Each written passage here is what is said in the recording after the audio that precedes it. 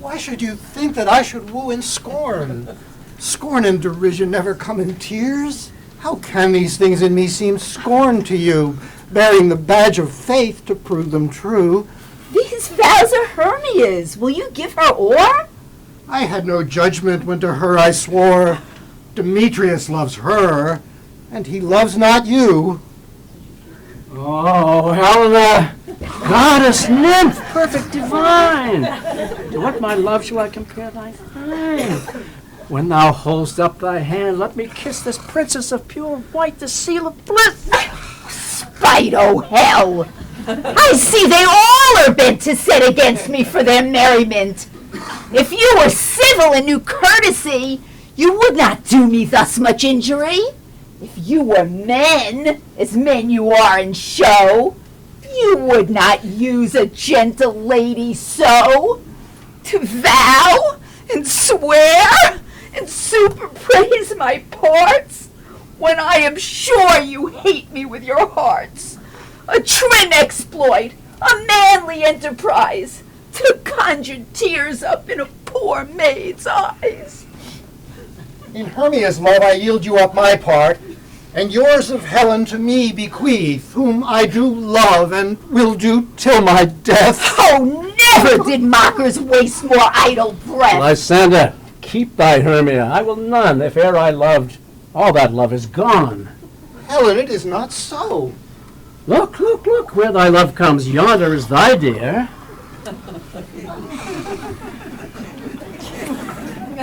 What love could press Lysander from my side? Lysander's love, that would not let him bide, fair Helena, who more engilds the night than all yon fiery O's and eyes of light. Why seek'st thou me? Could not this make thee know the hate I bear thee made me leave thee so? You speak not as you think. It cannot be. Lo! She is one of this confederacy. Now I perceive they have conjoined all three to fashion this false sport in spite of me. Injurious Hermia, most ungrateful maid, have you conspired? Have you with these contrived? We, Hermia, like two artificial gods, have with our needles created both one flower, two lovely berries molded on one stem. And will you rent this ancient love asunder to join with men in scorning your poor friend? It is not friendly. 'Tis not maidenly. Our sex as well as I may chide you for it, though I alone do feel the injury.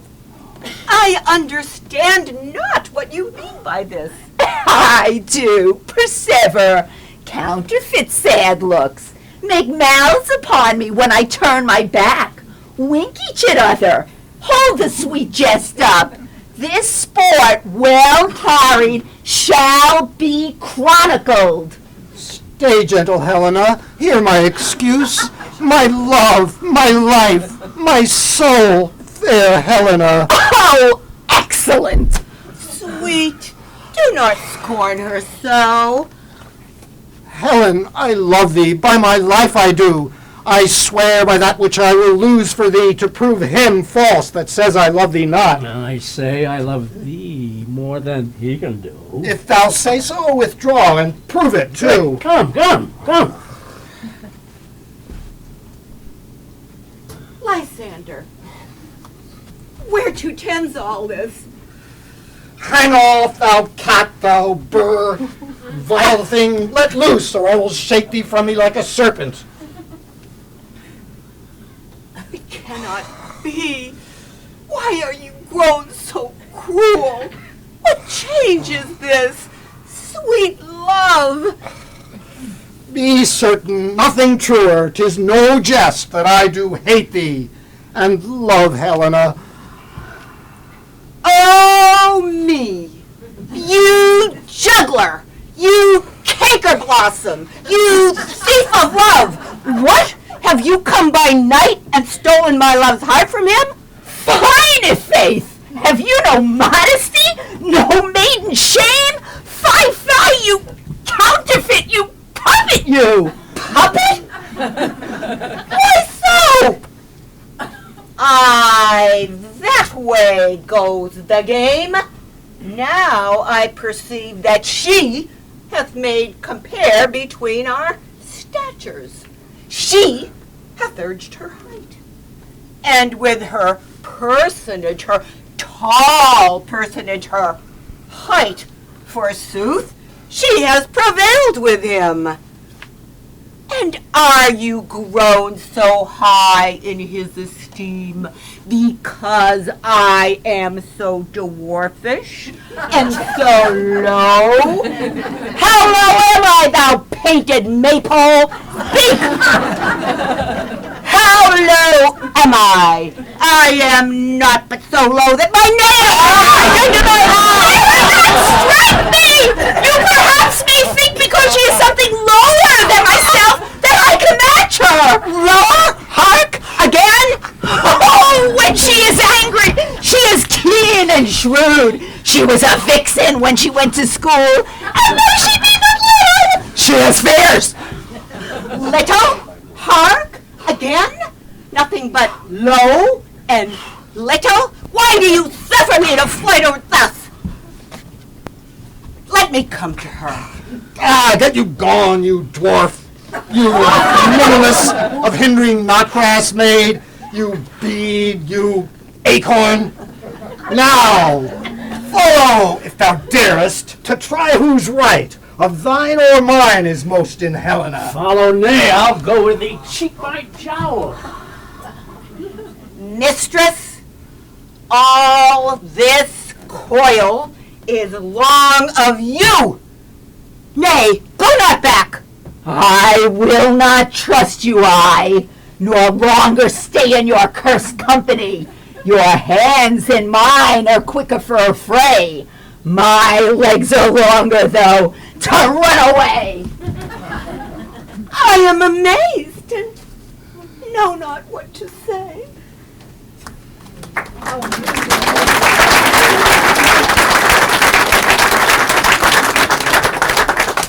This is thy negligence. Still thou mistakest, or else commits thy knaveries willfully. Believe me, King of Shadows, I mistook. Did not you tell me I should know the man by the Athenian garment he had on? Thou seest these lovers seek a place to fight. High therefore, Robin, overcast the night. The starry welkin cover thou anon, with drooping fog as black as Acheron. And lead these testy lovers, testy rivals so astray that one come not within the other's way. Then crush this herb into Lysander's eye, whose liquor hath this virtuous property to take from thence all error with his might, and make his eyeballs roll with wonted sight. When next they wake, all this derision will seem a dream and fruitless vision. Whilst I in this affair do thee employ, I will to my queen and beg her Indian boy, and then her charmed eye I will release from monster's view, and all things shall be peace.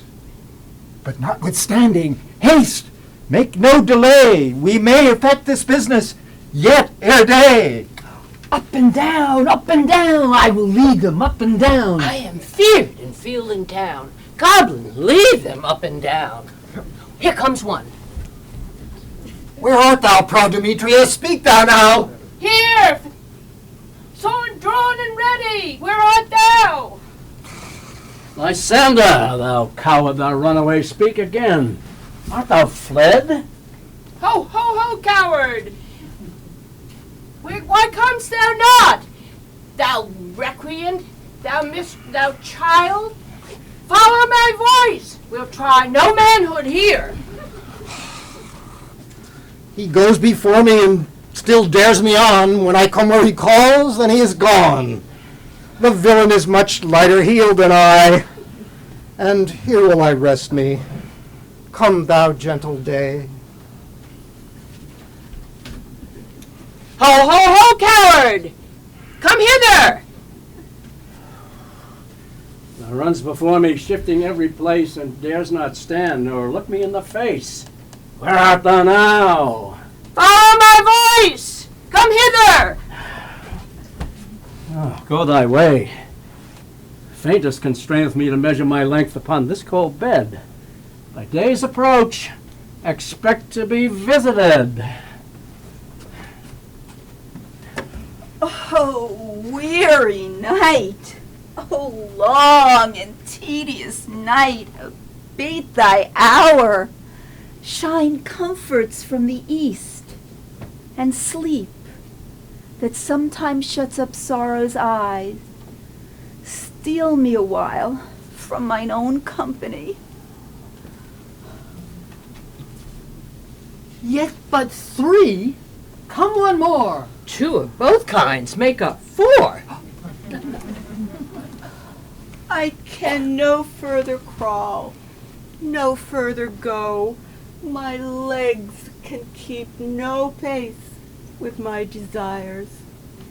Here will I rest me until the break of day. Heavens, shield Lysander, if they mean a fray.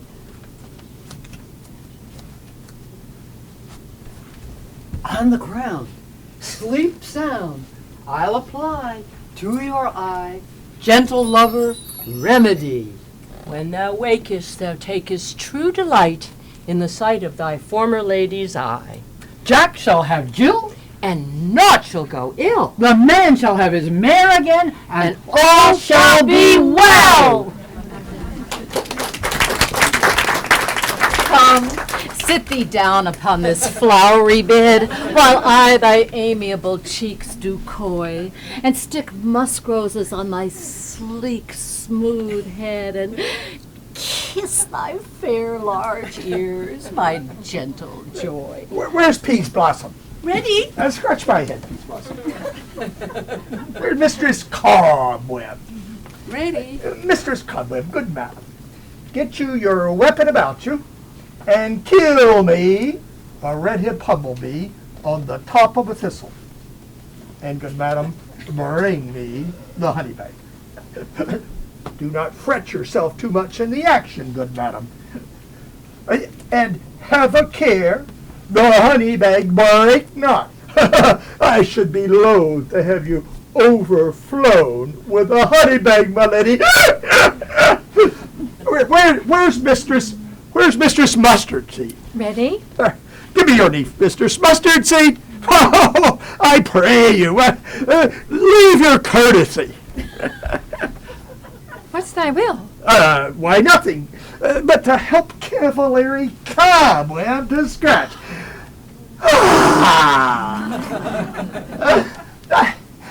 I must to the barber, my lady. Methinks I am marvelous hairy about the face. And I am such a tender ass. If my hair do but tickle me, I must scratch. Oh, say, sweet love, what thou desirest to eat. Why, truly, pick a provender. I could munch your good dry oats. Methinks I have a great desire to a ball of hay. Good hay, sweet hay, hath no fellow. But I pray you, let none of your people stir me. I have an exposition of sleep come upon me. Sleep thou, and I will wind thee in my arms. Fairies, be gone, be always away.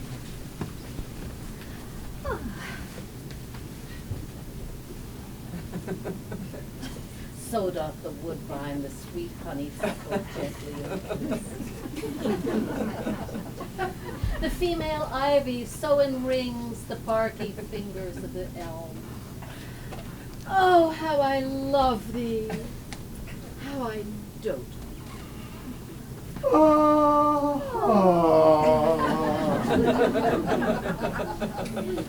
Welcome, good Robin.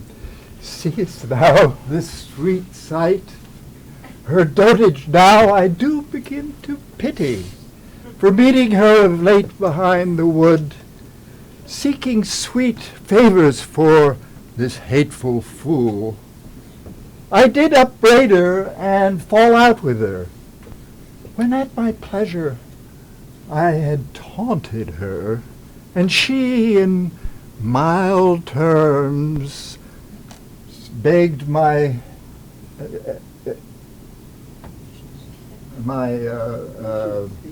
indulgence. I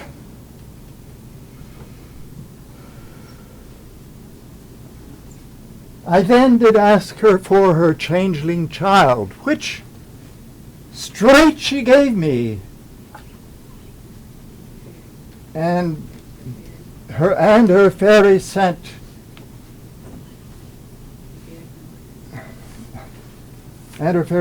to bear him to my bower in fairyland. And now I have the boy, I will undo the hateful imperfections of her eyes. And gentle Puck, take this transformed scalp from off the head of this Athenian swain, that he awaking when the other do, may all to Athens back again repair, and think no more of this night's accidents, but as the fierce vexation of a dream. But first, I will release the fairy queen.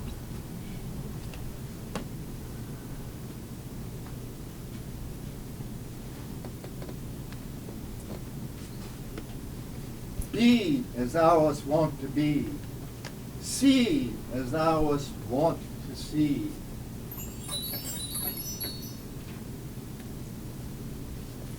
Now, my Titania, wake you, my sweet queen. What Oberon? What visions have I seen?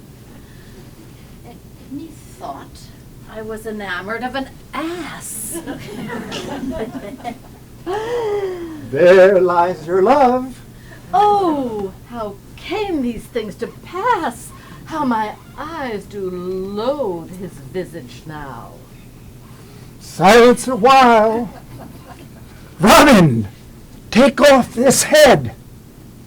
Now when thou wakest with thine own fool's eyes weep, Sound music.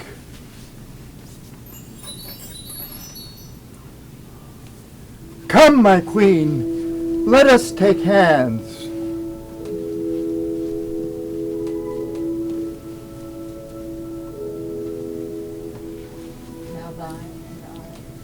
Now thou and I are new in amity, and will tomorrow midnight solemnly dance in Duke Theseus' house triumphantly, and bless it to all fair prosperity. There shall the pairs of faithful lovers be, wedded with Theseus, all in jollity.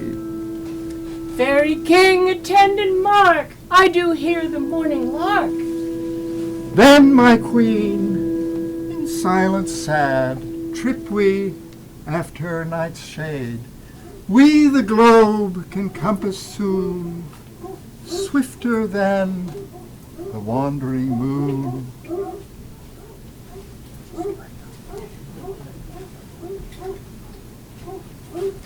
Go, one of you, find out the forester.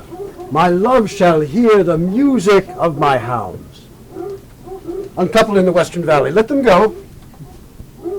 We will, fair queen, up to the mountain top and listen to the musical confusion of hounds and echoes in conjunction. I was with Hercules and Cadmus once, when in a wood of Crete they bayed the bear with hounds of Sparta. Never did I hear such gallant chiding, though besides the skies, the groves, the fountains, every region near seemed all one mutual cry.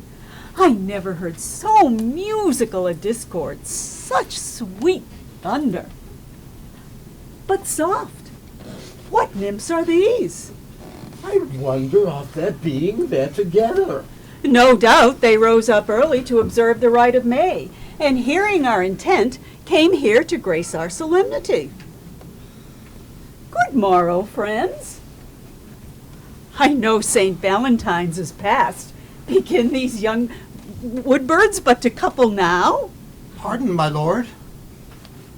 I pray you all, stand up.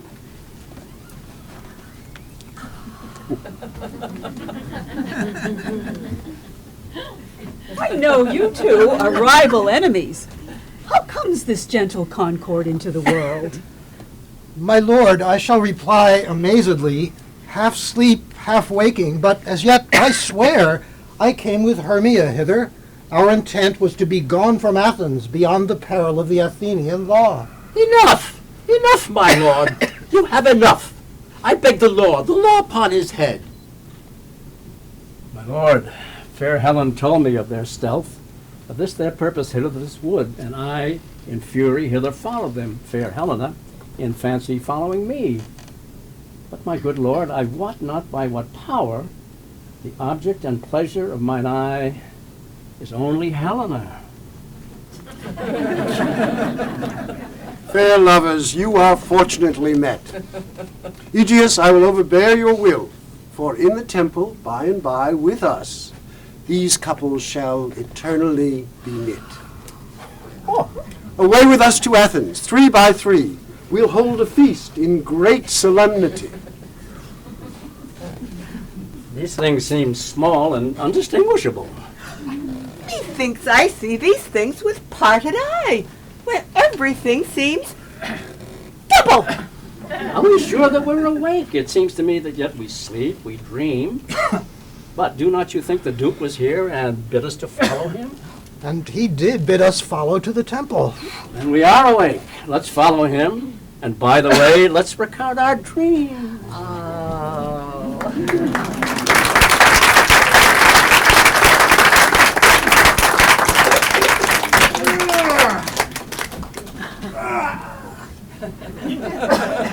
When my Q comes, call me, and I will answer.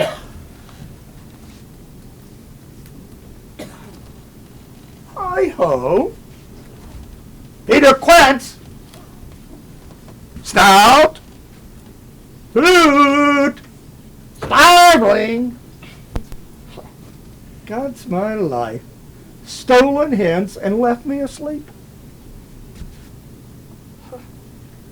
I have had a most rare vision. I had a dream past the wit of man to say what dream it was. Man is with an ass if he will go about to expound this dream. Methought I was... There's no man can tell what. Methought I was... And methought I had.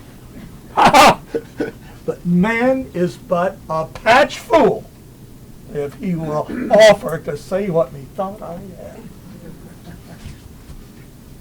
I will get Peter Quince to write a ballad of this dream, and it should be called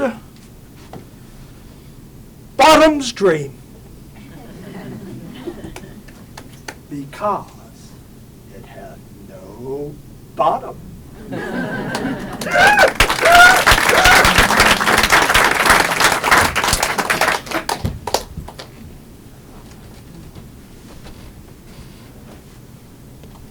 Have you sent to Bottom's house? Has he come home yet?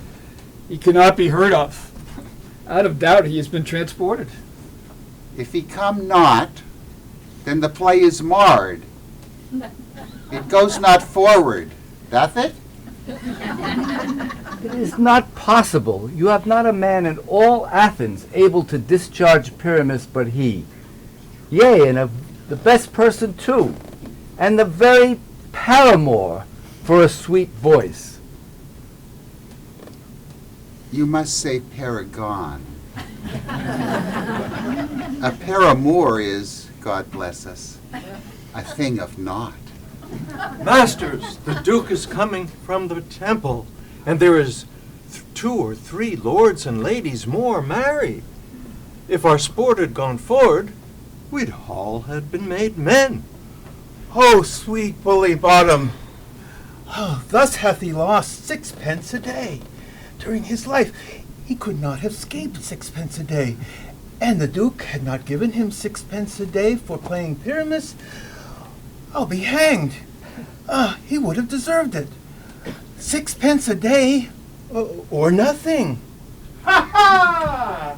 Where are these lads? Where are these hogs? Bottom! Oh, courageous day! Oh, most happy hour! Masters, I am to discourse wonders. But ask me not what, for if I tell you, I am no truth, and you know not a word of me. But what I will tell you is that The Duke has dined! Get your apparel together! Every man meet presently at the palace. Every man look o'er his part, for our play is preferred. And most dear actors eat no onions nor garlic, for we must utter sweet breath. no words more. Away! Away! Go! Go! Away!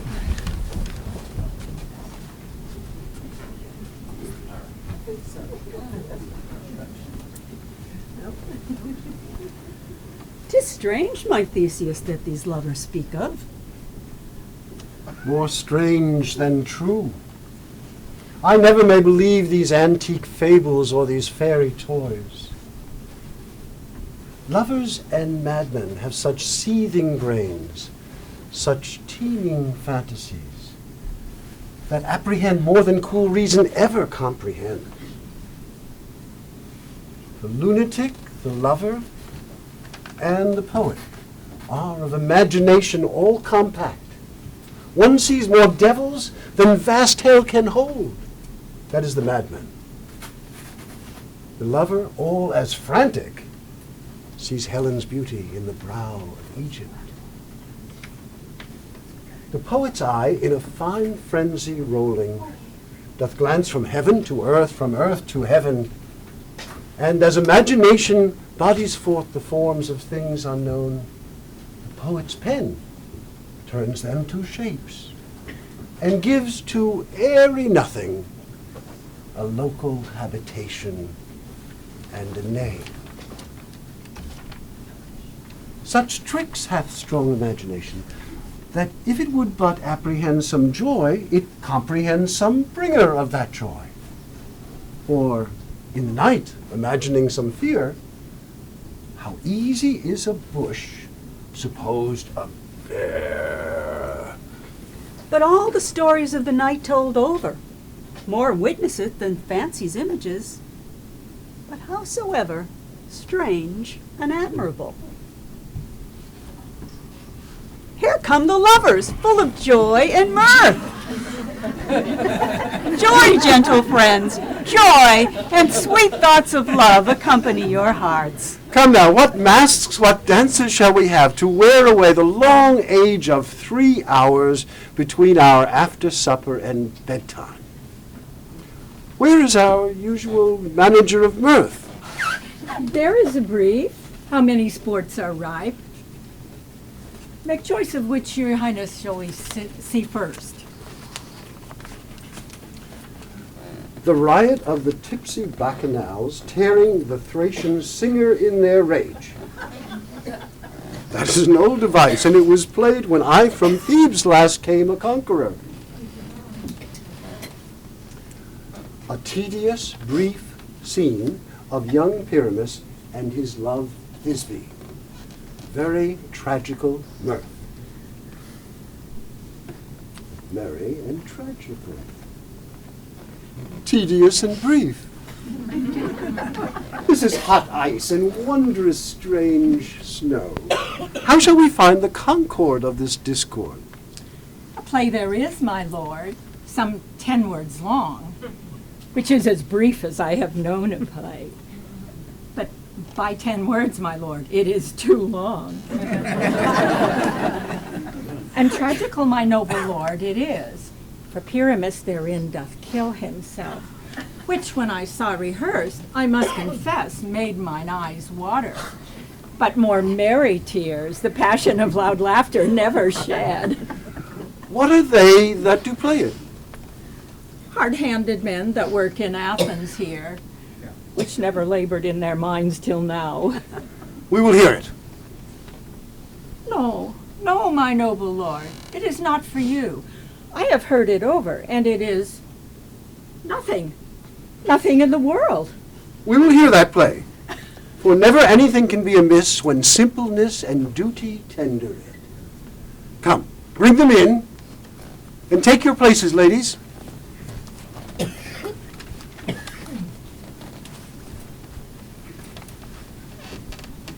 He says they can do nothing in this kind. The kind are we to give them thanks for nothing. So please your grace, the prologue is addressed. Let him approach.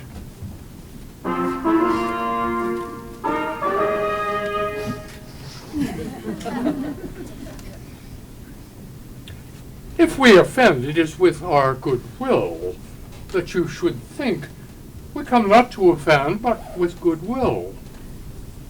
To show our simple skill, that is the true beginning of our end. Consider, then, that we come but in despite. We do not come as minding to content you. Our true intent is, all for your delight we are not here. That you should here repent you, the actors are at hand, and by their show you shall know all that you are like to know. This fellow doth not stand upon points. His speech was like a tangled chain, nothing impaired, but all disordered. Who is next? Gentles, perchance you wonder at this show, but wonder on till all things plain. This man is Pyramus, if you would know. This beauteous lady Thisbe is certain. This man with lime and rough cast doth present wall, that vile wall, which did these lovers sunder. This man with lantern, dog, and bush of thorn presenteth moonshine. For if you will know by moonshine, did these lovers think in no scorn to meet at Nina's tomb, there to woo. This grisly beast, which lion hight by name, the trusty Thisbe coming first by night did scare away, or rather did affright. And as she fled, her mantle she did fall, which lion vile with bloody mouth did stain. Anon comes Pyramus, sweet youth and tall, and finds his trusty Thisbe's mantle slain, whereat with bloody blame, for blade he bravely broached his boiling bloody breast. And Thisbe, tearing in mulberry shade, his dagger drew and died. For all the rest, let lion, moonshine, wall, and lovers twain at large discourse, while here they do remain. I wonder if the lion be to speak. No wonder, my lady. One lion may where many asses do. In this same interlude, it doth befall that I, one Snout by name, present a wall. And such a wall, as I would have you think, had in it a crannied hole or chink, through which the lovers, Pyramus and Thisbe, did whisper often, very secretly. This loam, this rough cast, and this stone doth show that I am that same wall. And so the this cranny is right and sinister, through which the fearful lovers are to whisper. It is the wittiest partition that ever I heard discourse, my lord. Pyramus draws near the wall. Silence. Oh, grim look not. Oh, night with hue so black. Oh, night, whichever art when day is not. Oh, night! Oh, night! Alack, alack, alack! I fear my Thisbe's promises forgot. And thou, O wall, O sweet and lovely wall, that stands between her father's ground and mine, show me thy chink to blink through with thine eye. Thanks, courteous wall. Jove shield thee well for this.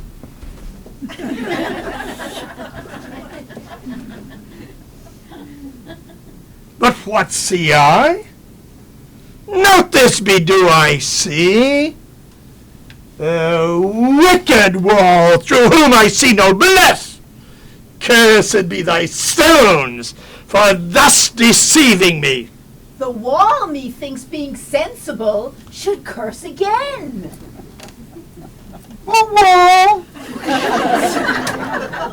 Full often hast thou heard my moans, for parting my fair Pyramus and me. My cherry lips have often kissed thy stones. Thy stones with lime and hair knit up in thee. I see a voice. Now will I to the cheek, to see and I can spy my Thisbe's face. Thisbe, my love. Thou art my love, I think. Oh, kiss me through the hole of this vile wall. I kiss the wall's hole. Not thy lips at all. Wilt thou at Ninny's tomb meet me straightway? Ninus's tomb. Ninus's tomb.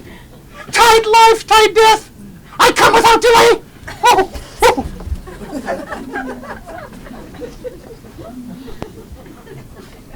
Thus, having thus wall having discharged my part, and I wall and being done, thus wall doth go.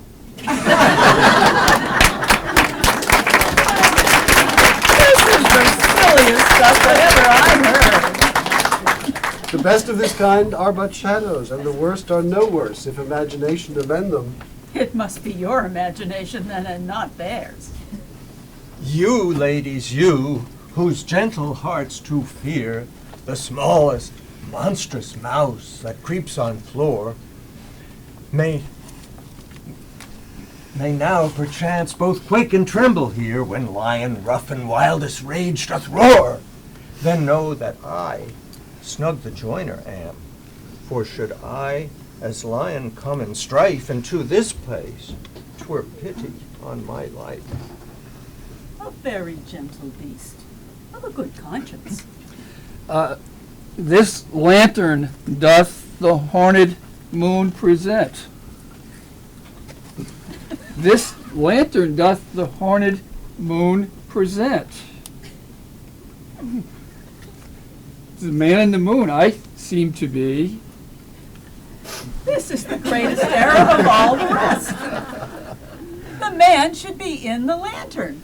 How else is it the man in the moon? Proceed, moon. All that I have to say is to tell you that this lantern is the moon. I, the man in the moon. This thorn bush is my thorn bush. And this dog is my dog. Why, all these should be in the moon. But silence, here comes Thisbe. This is old Minnie's tomb. Where is my love?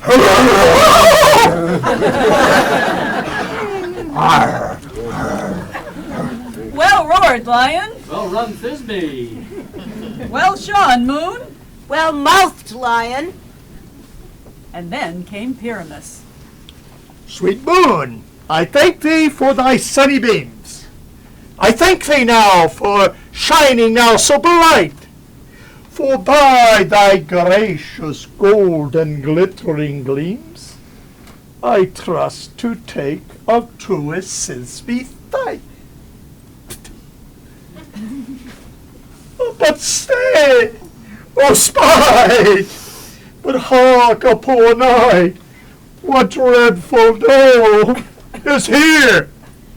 Eyes, do you see? How can it be? O dainty duck, oh dear, thy mantle good, what, stained with blood? Approach, ye furies fair. Come, tears, confound. O fates, come, come.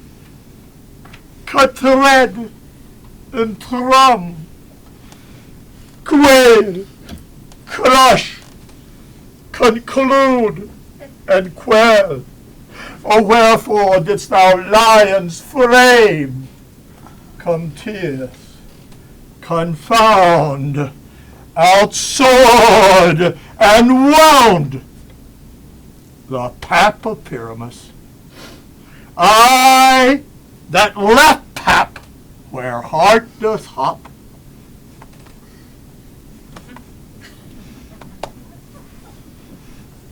Thus die I.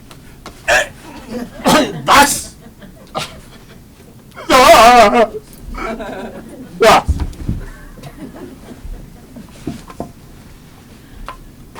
Now am I dead. Now am I fled. My soul is in the sky. Tongue, lose thy light. Moon, take thy flight. Now die. Die. Die. Die. Die. Asleep, my love? What did my devil Pyramus arise?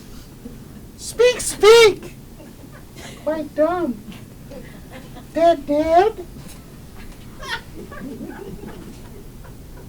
A tomb must cover thy sweet eyes. These my lips, this cherry nose, these yellow cow-sleek cheeks are gone, are gone. Lovers make moan, his eyes were green as leeks. O sisters three, come, come to me, with hands as pale as milk. Lay them in gore, since you have shore with shears his thread of silk. Tongue, not a word. Come, trusty sword. Come, blade, my breast imbrue.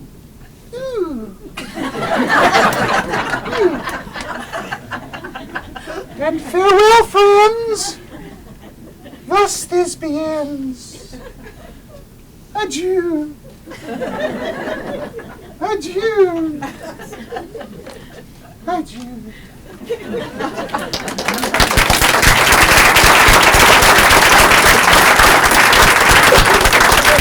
Moonshine and Lion are left to bury the dead. I and Wall too. No, assure you, the wall is down that parted their fathers. Will it please you to hear the epilogue? No epilogue, I pray you. For your play needs no excuse. Never excuse. But when the players are all dead, there needs none to be blamed.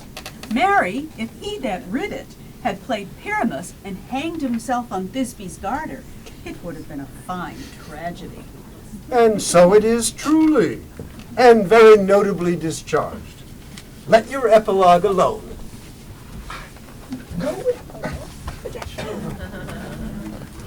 The iron tongue of 12 of midnight hath told 12. Lovers, to bed. 'Tis almost fairy time.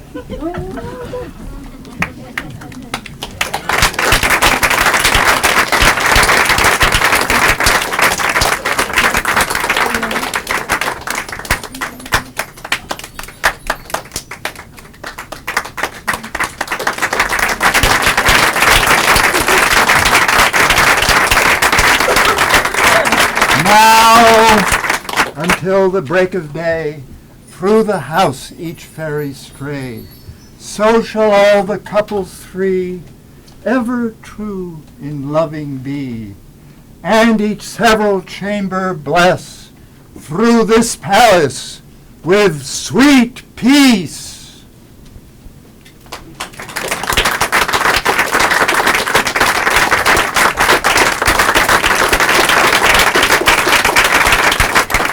Shadows have offended, think but this, and all is mended. That you have but slumbered here, while these visions did appear.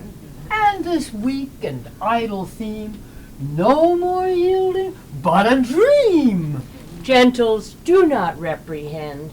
If you pardon, we will mend. So good night unto you all. Give us your hands if we be friends, and Robin shall restore amends.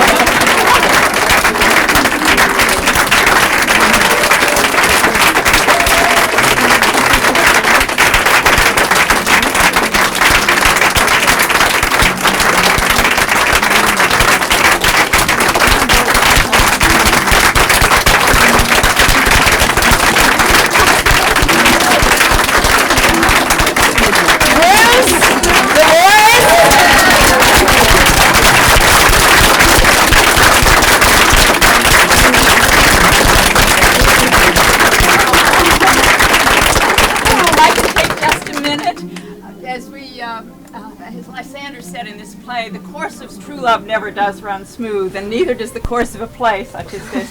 And I wanted to thank some of the people who've been so incredible for us. Leonie, who always makes sure that everything we do here goes well, has been a steady supporter of the Shakespeare players, and we owe her a great debt of gratitude. Wonderful Lydia, Saint Lydia, I refer to her, has been the person who's found a place for us to practice every day of the week for 9 weeks when there are no places at all to do this. And Greg, who's come very shortly to join us, is now doing everything from changing the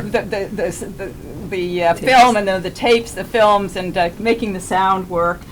Betty Stone. Betty, are you here today? Betty, right here in front of me, did the choreography for our wonderful dancers. And then lastly, I'm not sure Ruth is here tonight, but she did. Yeah. Ruth, you are. Everybody's in the front row. She did our scenery, painted the things back here.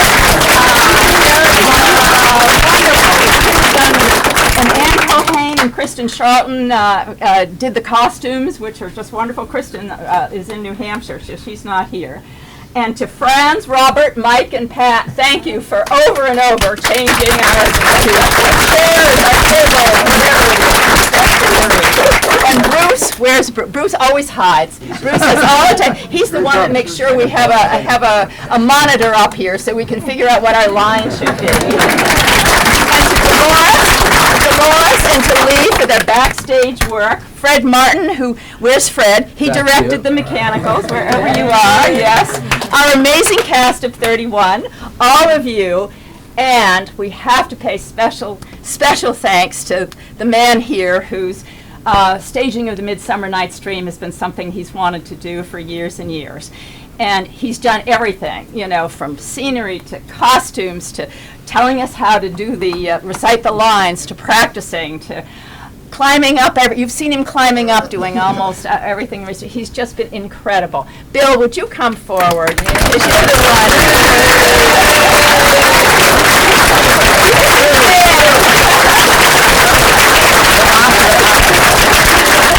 And the Dream Team thanks you for everything.